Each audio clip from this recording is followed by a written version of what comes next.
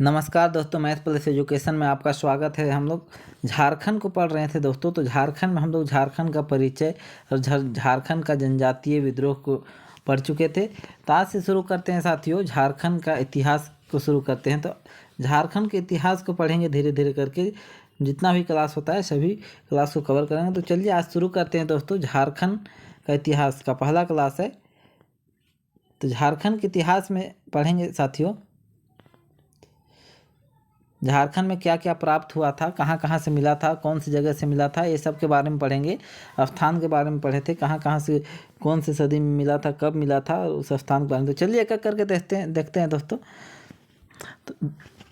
तो दूध पानी कहाँ है आप लोग बताइए। यहाँ पे बिल्कुल झारखंड में जो दूध पानी स्थान है वो हजारीबाग में स्थित है। तो दूध पानी से जो प्राप्त हुआ था, हजारीबाग से जो प्राप्त हुआ था पालकालीन मूर्तियाँ।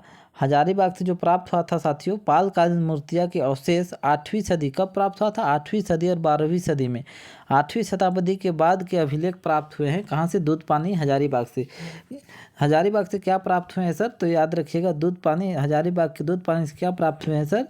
तो पालकालीन मूर्तियाँ प्राप्त हुए हैं, जो 8वीं और 12वीं शताब्दी के प्राप्त हुए हैं। आगे देखते हैं। इसको हजारीबाग से जो प्राप्त हुआ है, खुला सूर्य मंदिर, बड़े पत्थरों पर आधारित आदि मानव द्वारा चित्रित शैल चित्रकला एवं भूलभुलैया जैसी आकृति। तो भूलभुलैया जैसी आकृति और खुला सूर्य मंदिर, बड़े पत्थरों द्वारा आदि मानव द्वारा चित्रित शैल चित्रकला कहाँ से प्राप्त हुआ है सर? तो याद रखिएगा, ये प्राप्त हुआ है सर आपका इसको हजारीबाग से। कहाँ से प्राप्त हुआ है सर? तो इसको हजारीबाग से। याद रखिएगा सर, भूल भुलैया जैसे आकृति कहाँ से प्राप्त हुआ है, प्रश्न आ सकता है। तो इसको हजारीबाग से प्राप्त हुआ है सर। आगे देखते हैं सर, शिवलिंग। ये शिवलिंग जो प्राप्त हुआ है सर, ये दुमदुमा हजारीबाग से। शिवलिंग जो प्राप्त हुआ है सर, ये याद रखिएगा सर, दुमदुमा हजारीबाग से है। ध्यान देने वाली बात है सर कि जैन मूर्तियाँ 7वीं शताब्दी में जो जैन मूर्तियाँ प्राप्त हुई है सर, वो बेगूसराय से प्राप्त हुई। बेगूसराय कहाँ है सर? तो सिंहभूम में है सर। याद रखिएगा, 7वीं शताब्दी से जो जैन कालीन मूर्तियाँ प्राप्त हुई, बेगूसराय सिंहभूम से प्राप्त हुई है। आगे देखते हैं दोस्तों, बोनगरा सिंहभूम से क्षेत्र से जो प्राप्त हुआ है, बोनगरा सिंहभूम क्षेत्र से जो प्राप्त हुआ है। कुल्हाड़ी, क्या क्या प्राप्त हुआ है देखिए। कुल्हाड़ी, हाथ से बने मृगफान, मिट्टी के बर्तन, हाथ से बने मृगफान यानी मिट्टी के बर्तन, पत्थर के मटके एवं वलय प्रस्त्र यानी कि रिंग, स्टोन यानी पत्थर का रिंग, ये सब प्राप्त हुआ है बोनगरा से। बोनगरा से क्या क्या प्राप्त हुआ है सर? तो याद रखिएगा, बोनगरा से प्राप्त हुआ है कुल्हाड़ी प्राप्त हुआ है, हाथ से बने मृगदंड प्राप्त हुआ है, पत्थर के मटके और वलय प्रस्तुत यानी कि पत्थर का रिंग प्राप्त हुआ है। याद रखिएगा। आगे बारोडी की बात करते हैं सर। तो बारोडी भी सिंहभूम पड़ता है। तो बारोडी से जो प्राप्त हुआ है सर, पत्थर की हथौड़ी कहाँ से प्राप्त हुआ है? तो बारोडी से प्राप्त हुआ है। याद रखिएगा। पाषाण कालिक मृगफान के टुकड़े, पक्की मिट्टी के मटके, ये सब कहाँ से प्राप्त हुआ है? पक्की मिट्टी के मटके, पाषाण कालिक मृगफान और पत्थर के हथौड़े, तो बारोडी सिंहभूम से प्राप्त हुआ है। आगे देखते हैं, बानाघाट सिंहभूम से जो प्राप्त हुए है, काले रंग का मृगफान प्राप्त हुआ है। नवपाषाण कालीन पत्थर की 5 कुल्हाड़ी और 4 वलय पदार्थ जो प्राप्त हुए हैं, ये कहाँ से प्राप्त हुए हैं? तो बानाघाट सिंहभूम से प्राप्त हुए हैं। आगे बात करते हैं, पांडु पलामू से जो प्राप्त हुआ है, 4 पाए जाने वाला पत्थर की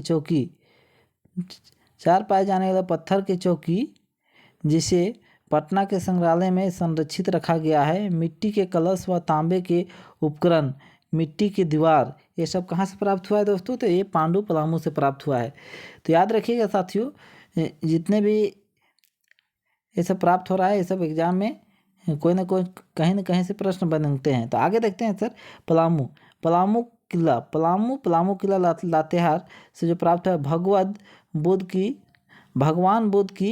बुद्ध की मूर्ति स्पर्श मुद्रा वाली एक मूर्ति, भगवान बुद्ध की भूमि स्पर्श मुद्रा वाली एक मूर्ति जो प्राप्त हुआ है, वो कहाँ से प्राप्त हुआ है? तो पलामू से प्राप्त हुआ है। तो याद रखिएगा सर, ये प्रश्न आ सकता है, भगवान बुद्ध की भूमि स्पर्श मुद्रा वाली एक मूर्ति जो प्राप्त हुआ है, कहाँ से प्राप्त हुआ है? तो पलामू किला लातेहार से प्राप्त हुआ है। वही आगे बात करते हैं, तो कांसे की अंगूठी तथा तांबे की सिकड़ी, कांसे की अंगूठी तथा तांबे की सिकड़ी यानी चेन, ये मुरद खुट्टी से प्राप्त हुआ है। मुरद कहाँ पे? खुट्टी में पड़ता है, तो मुरद खुट्टी से प्राप्त हुआ है। वही आगे बात करते हैं, कांसे का प्याला की बात करते हैं। प्रागैतिहासिक कालीन में जो प्राप्त हुआ है कांसे का प्याला, वो एक लोहरदगा से प्राप्त हुआ है। ये याद रखिएगा, प्रागैतिहासिक कालीन में कांसे का प्याला कहाँ से प्राप्त हुआ है सर? तो याद रखिएगा, लोहरदगा से प्राप्त हुआ है।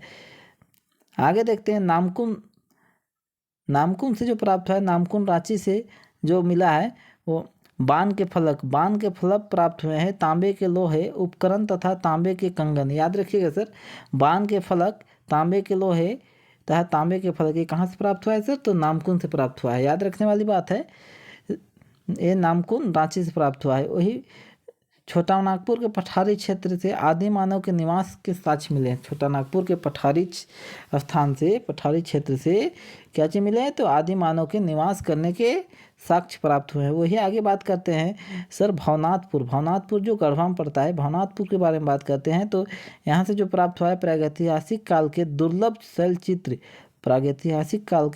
शैलचित्र एवं प्राकृतिक गुफाएं प्राप्त हुई है सर। यदि भवनाथपुर की बात करते हैं सर, तो याद रखने वाली बात है कि प्रागैतिहासिक काल के दुर्लभ शैलचित्र एवं प्राकृतिक गुफाएं प्राप्त हुई। इन गुफाओं में चित्रित आखेट के चित्र एवं भैंसा, हिरन आदि पशुओं के चित्र, यानी शिकार करते हुए इस गुफाओं में चित्र बनाया हुआ प्राप्त हुआ है। और आखेट करते हुए, और किसका चित्र? भैंसा, हिरन आदि का चित्र प्राप्त हुआ है। कहाँ से प्राप्त हुआ है सर? तो याद रखिएगा, भवनाथपुर गढ़वा से प्राप्त हुआ है। वही आगे बात करते हैं सर, तो ध्यान देने वाली बात यह है सर, पलामू परमंडल से जो प्राप्त हुए तीनों पाषाणकालीन, याद रखिएगा, ये तीनों पाषाणकालीन यानी पूरा पाषाण काल, मध्य पाषाण काल और नव पाषाण काल के औजार प्राप्त हुए थे। तीनों पाषाणकालीन के औजार कहाँ से प्राप्त हुए हैं सर? तो याद रखिएगा, पलामू परमंडल से प्राप्त हुए हैं। वही आगे बात करते हैं सर, तो ध्यान देने वाली बात यह है सर कि लुपगड़ी से जो प्राप्त हुआ है वो कब्रगाह के अवशेष, कब्रगाह के भीतर से तांबे के आभूषण व पत्थर के मटके प्राप्त हुए हैं। लुपगड़ी से जो प्राप्त हुआ है कब्रगाह के अवशेष, और कब्रगाह के अंदर जो थे तांबे के आभूषण और पत्थर के मटके प्राप्त हुए। वही आगे बात करते हैं सर कि हजारीबाग एवं धनबाद से 14वीं शताब्दी के कवि गंगाधर के प्रशस्त अभिलेख पत्थर की मूर्तियाँ प्राप्त हुई सर। वही यदि हजारीबाग की बात करें सर, तो हजारीबाग और धनबाद की बात करें तो 14 शताब्दी के कवि गंगाधर की प्रशस्त की अभिलेख मूर्तियाँ प्राप्त हुई सर। तो ध्यान देने वाली बात यह है सर कि प्रतापपुर चतरा से जो प्राप्त हुए मुगल कालीन कुंपा का किला कहाँ से प्राप्त हुए सर? तो याद रखिएगा, प्रतापपुर चतरा से प्राप्त हुए सर। वही आगे देखते हैं दोस्तों, तो कोल्हुआ पहाड़ जो चतरा में स्थित है, तो कोल्हुआ पहाड़ से जो प्राप्त हुआ है वो मध्यकालीन दुर्ग की दीवारें